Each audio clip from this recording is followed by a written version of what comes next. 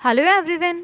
आज हम कक्षा 4 के पाठ 1 चलो चले स्कूल के बारे में पढ़ेंगे। तो बच्चों, आज हम किसके बारे में पढ़ने वाले हैं? चलो चले स्कूल, हमारा पाठ 1 चलो चले स्कूल। तो चलिए बच्चों, हम अपने पहले प्रश्न की तरफ चलते हैं। विद्यालय तक पहुंचने के लिए आपके क्षेत्र में उपयोग किए जाने वाले परिवहन के 4 साधनों के नाम बताइए। तो बच्चों, यहाँ पे हमें क्या करना है? हमें परिवहन के किन्हीं ऐसे 4 साधनों के नाम लिखने हैं जो हम स्कूल से, हम घर से लेके अपने स्कूल पहुंचने तक उपयोग करते हैं। यानी स्कूल तक पहुंचने के लिए हमारे क्षेत्र में ऐसे कौन से 4 परिवहन के साधन हैं जिनका उपयोग किया जाता है, हमें उनके नाम लिखने हैं। जैसे मैंने यहाँ लिखा है, विद्यालय तक पहुंचने के लिए हम स्कूल बस, रिक्शा, साइकिल और स्कूटर का प्रयोग करते हैं। यानी कि हम अपने विद्यालय तक पहुंचने के लिए हमारे क्षेत्र में कौन कौन से परिवहन के साधन उपयोग किए जाते हैं? स्कूल बस, रिक्शा, साइकिल और स्कूटर। ठीक है, अब हम चलते हैं बच्चों अपने प्रश्न संख्या 2 की तरफ। चित्रों को पहचाने व उनके नाम लिखे। तो बच्चों, आपको पहला चित्र ये दिखाई दे रहा होगा। इसमें ये एक नाव का चित्र है। इसमें ये पानी में तैर रही है, जो ये एक नाव है, इसको हम वल्लम कहते हैं। बच्चों, यह नाव केरल में देखी जा सकती है। केरल की यह एक नाव है और केरल में इस नाव को वल्लम कहते हैं। यानी इस नाव का नाम क्या है? वल्लम। ठीक है, अब हम चलते हैं अपने दूसरे चित्र की तरफ।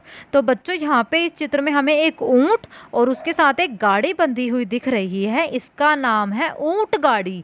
यह बच्चों रेगिस्तानी इलाकों में देखी जा सकती है। इसको ऊंट गाड़ी कहते हैं। ऊंट गाड़ी का प्रयोग रेगिस्तानी इलाकों में जो लोग हैं वो आने जाने के लिए करते हैं। ठीक है, अब बच्चों हम चलते हैं अपने प्रश्न संख्या 3 की तरफ। हमारा तीसरा प्रश्न है, राज्यों का मिलान वहाँ उपयोग किए जाने वाले विशिष्ट परिवहन के साधनों के साथ कीजिए। यानी कि बच्चों, यहाँ पे हमें कुछ राज्यों के नाम दिए हैं और हमें यहाँ इस तरफ कुछ परिवहन के साधन दिए हैं। हमें ये बताना है कि किस राज्य में परिवहन के लिए कौन सा साधन उपयोग किया जाता है। जैसे कि राजस्थान। तो बच्चों, राजस्थान एक रेतीला इलाका है, इसलिए वहाँ पे कौन सा यूज़ किया जाता है? ऊंट गाड़ी का, क्योंकि राजस्थान में रेत काफ़ी होती है। ठीक है, इसलिए वहाँ पे राजस्थान में आपको ऊंट देखने को मिलेंगे। तो वहाँ पे जो लोग हैं अपने आने जाने के लिए, परिवहन के लिए किसका उपयोग करते हैं? ऊंट गाड़ी का। ठीक है, किसका? ऊंट गाड़ी का। तो राजस्थान में किस विशिष्ट परिवहन के साधन का उपयोग होता है? ऊंट गाड़ी का। अब हम चलते हैं अपने दूसरे राज्य की तरफ, जो है लद्दाख। तो बच्चों, लद्दाख में किस विशिष्ट परिवहन का प्रयोग किया जाता है? ट्रॉली का। बच्चों, ट्रॉली क्या होती है? एक ट्रॉली का उपयोग नदियों को पार करने के लिए किया जाता है। इसमें एक लोहे की लंबी सी रस्सी होती है जो एक नदी को पार करने के लिए ऊपर बांध दी जाती है और उसमें एक ट्रॉली, एक ऐसे डिब्बा सा उसमें लटकाया जाता है जिसमें बैठ के लोग नदी को पार करके अपने दूसरे स्थान तक पहुंचते हैं। तो ये लद्दाख में किसका प्रयोग किया जाता है? ट्रॉली का। ठीक है, तीसरा राज्य है गुजरात। तो बच्चों, गुजरात में जुगाड़ वाहन का उपयोग किया जाता है। जुगाड़ वाहनों का उपयोग कहाँ किया जाता है? गुजरात में। ठीक है, ऐसे ही असम में किस विशेष परिवहन के साधन का प्रयोग किया जाता है? बांस के पुल। बच्चों, बांस एक लकड़ी का नाम होता है। वहाँ पे ये बांस की लकड़ी काफ़ी, बांस के पेड़ या बांस की लकड़ी काफ़ी होती है। तो वहाँ पे नदियों को पार करने के लिए बांस का पुल बनाया जाता है। तो यानी कि असम में किस विशिष्ट परिवहन साधन का उपयोग होता है? बांस के पुल का। गुजरात में जुगाड़ वाहन का, लद्दाख में ट्रॉली का और राजस्थान में ऊंट गाड़ी का। तो बच्चों, हमने अपने सभी राज्यों के साथ उनके वहाँ प्रयोग होने वाले विशिष्ट परिवहन के साधनों का मिलान कर दिया। अब हम चलते हैं अपने अगले प्रश्न की तरफ। प्रश्न संख्या 4, अलग अलग क्षेत्र के बच्चे स्कूल पहुंचने के लिए अलग अलग साधनों का उपयोग क्यों करते हैं? तो बच्चों, ये अलग अलग जो क्षेत्र है वहाँ पे अलग अलग तरीके की जगहें होती हैं। जैसे कोई जगह पहाड़ी है तो कोई मैदानी है, कहीं नदियाँ ज़्यादा हैं, कहीं बर्फ़ ज़्यादा है। तो वहाँ पे जो रहने सहने का ढंग है, वहाँ के जो परिवहन के साधन है वो भी अलग अलग होते हैं। इसलिए वहाँ के बच्चे स्कूल जाने के लिए अलग अलग साधनों का उपयोग करते हैं।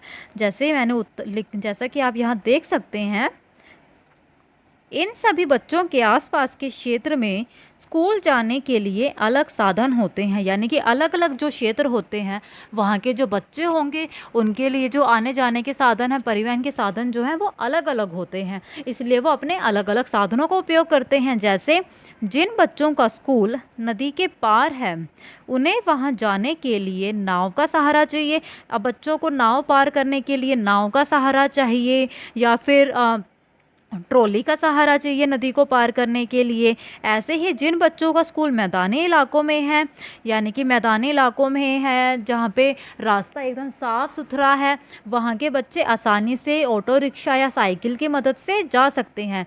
तो बच्चों, अलग अलग जगहों के बच्चे अपने आने जाने के लिए अलग अलग साधनों का उपयोग करते हैं, क्योंकि वहाँ के आसपास का जो क्षेत्र होता है वहाँ पे आने जाने के साधन अलग हैं। जैसे जहाँ पे नदियाँ हैं वहाँ पे बच्चों को नाव या ट्रॉली का सहारा लेना पड़ेगा अपने स्कूल तक जाने के लिए। मैदानी इलाकों में जहाँ पे रास्ता एकदम साफ़ सुथरा है वहाँ पे बच्चे रिक्शा से या साइकिल से जा सकते हैं। अगर मान लीजिए कोई बच्चा राजस्थान साइड पे है, रेगिस्तानी रेतीले इलाकों में रहता है, तो उसे अपने स्कूल जाने के लिए ऊंट गाड़ी का इस्तेमाल करना पड़ेगा। ऐसे ही अलग अलग जगहों के बच्चों को जाने के लिए अलग अलग जगहों के जो वहाँ के विशेष साधन होते हैं उनका उपयोग करना पड़ता है। ठीक है, अब हम चलते हैं बच्चों अपने 5वें प्रश्न की तरफ। यातायात के साधनों में प्रयुक्त पर्यावरण के अनुकूल एक ईंधन का नाम बताइए। तो बच्चों, ऐसा कौन सा ईंधन है जो हम यातायात के साधनों में प्रयोग करते हैं और जो पर्यावरण के अनुकूल है, यानी कि जिससे पर्यावरण को नुकसान भी नहीं होता? तो इस ईंधन का नाम क्या है बच्चों? CNG gas. जो आपकी सीएनजी गैस है जो वाहनों में यूज़ होती है वो हमारे पर्यावरण के अनुकूल है, यानी कि इस गैस से हमारे पर्यावरण को कोई नुकसान नहीं होता। ठीक है, अब हम चलते हैं बच्चों अपने 6ठे प्रश्न की तरफ। स्कूल पहुंचने में कौन ज़्यादा संघर्ष करता है? पहाड़ी इलाके में रहने वाला बच्चा या मैदानी इलाके में रहने वाला बच्चा? कारण बताइए। तो बच्चों, हमें बताना है कि अपने स्कूल तक पहुंचने के लिए एक पहाड़ी क्षेत्र में रहने वाला बच्चा ज़्यादा मेहनत करेगा या एक मैदानी इलाके में रहने वाला बच्चा ज़्यादा संघर्ष करेगा? तो बच्चों, स्कूल पहुंचने में पहाड़ी क्षेत्र के बच्चों को ज़्यादा संघर्ष करना पड़ता है, क्योंकि इन्हें स्कूल तक जाने में नदी को पार करने के लिए नाव या ट्रॉली का सहारा लेना पड़ता है।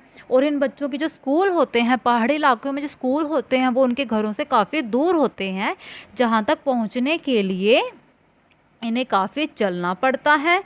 और पहाड़ी इलाकों में जो परिवहन के साधन भी होते हैं वो काफ़ी कम होते हैं, इसलिए इनको ज़्यादा संघर्ष करना पड़ता है। क्योंकि मैदानी इलाकों में परिवहन के साधन अधिक होते हैं, वहाँ का रास्ता साफ़ होता है, तो बच्चे वहाँ के मैदानी इलाकों में रहने वाले जो बच्चे हैं वो आराम से और रिक्शा से, साइकिल से, गाड़ियों से आसानी से पहुँच जाते हैं। और मैदानी इलाकों में जो स्कूल होते हैं वो भी बच्चों के घरों के पास ही होते हैं। लेकिन जो पहाड़ी इलाके में रहने वाले बच्चे होते हैं वहाँ पे उनके घरों से स्कूल काफ़ी दूर होते हैं, उन्हें काफ़ी चलना पड़ता है, वहाँ पे परिवहन के इतने साधन भी नहीं होते हैं। इन्हें बीच बीच में कभी कभार ऐसा होता है कि स्कूल के रास्ते में नदी आ जाती है, तो उन्हें बच्चों को नाव या ट्रॉली का सहारा लेकर या अलग अलग विभिन्न प्रकार के पुलों को पार करके भी बच्चे अपने स्कूल तक पहुंचते हैं। यानी कि जो पहाड़ी क्षेत्र के बच्चे हैं उन्हें अपने स्कूल तक पहुंचने में ज़्यादा संघर्ष करना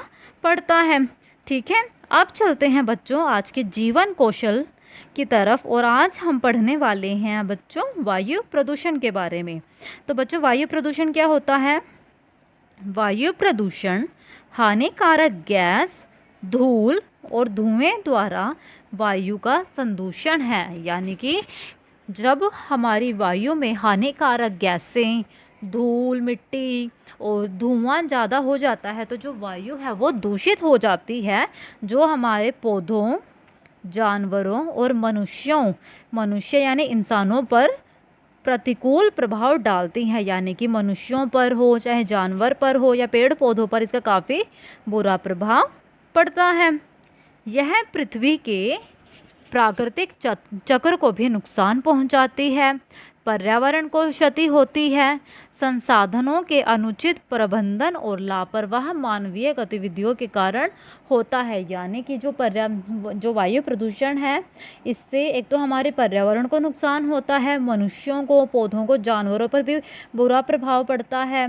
ठीक है, इसके अलावा इसका कारण क्या होता है, संसाधनों का, यानी कि जिन ईंधनों का, जिन ईंधनों को, जिन लकड़ियों को हम उपयोग में लाते हैं, जो हमारे आसपास के संसाधन हैं, जिनको हम अच्छी तरीके से, अनुचित तरीके से यूज़ करते हैं, उनका इस्तेमाल करते हैं, और लापरवाही गतिविधियां, यानी हम कहीं पर भी ऐसे कूड़ा जला देते हैं, उससे भी जो है वायु प्रदूषित होती है। इसलिए हमें ध्यान रखना चाहिए कि हम कहीं पर भी ऐसे ही कूड़ा ना जलाएं। ठीक है, तो जैसे कि बच्चों आपको यह एक चित्र दिखाई दे रहा होगा, इस चित्र में आप देख सकते हैं कि गाड़ियों से कितना सारा धुआं निकल रहा है, बसों से धुआं निकल रहा है, ये जो कारखाने हैं, फैक्ट्रियां हैं, इनमें से भी इतना सारा जो धुआं है वो हमारी हवा में जा रहा है और हमारी वायु को प्रदूषित कर रहा है। तो वायु प्रदूषण के लिए और कौन कौन से कारक जिम्मेदार हो गए, गाड़ियों से निकलने वाला धुआं, और जो फैक्ट्री और कारखाने हैं, उद्योग हैं जितने भी, उनसे जो जहरीली गैसें निकलती हैं, हानिकारक गैसें निकलती हैं, ये हमारी वायु को दूषित करती हैं। अब हम चलते हैं बच्चों अपने पहले गतिविधि के लिए। वर्तमान परिदृश्य में वायु प्रदूषण को कम करने के लिए क्या उपाय किए गए हैं।